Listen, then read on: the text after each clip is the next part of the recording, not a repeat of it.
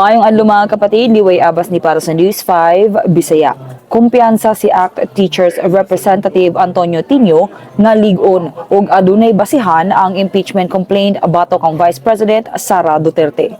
Tungod niini, kumpiyansa ang Makabayan Bloc nga makalusot sa House Committee on Justice ang mga reklamong gisangat batok sa Vice Presidente. Matod ni Tinio, nakita nila ang posibilidad nga muuswag ang proseso human sa gipakitang suporta sa mayorya kang President Bongbong Marcos nga misangpot sa pagbasura sa impeachment complaint batok kaniya. Sa pagkakaron, na-refer na ang tulo ka impeachment complaints batok ang VP Sara ngadto sa opisina ni House Speaker Bogie D. Gipaabot pa kung kanus kini maapil sa order of business sa plenaryo ug dayong ma-refer sa House Committee on Justice alang sa paghisgot. Dugang panitinyo, mura og lisod na nga maghatag pa og klarifikasyon ang Vice Presidente kalabot sa giingong sayop nga paggamit sa confidential funds, busa angay na lamang nga ipaagi kini ngadto sa pagdungog ug paglitis aron masuta ang mga aligasyon.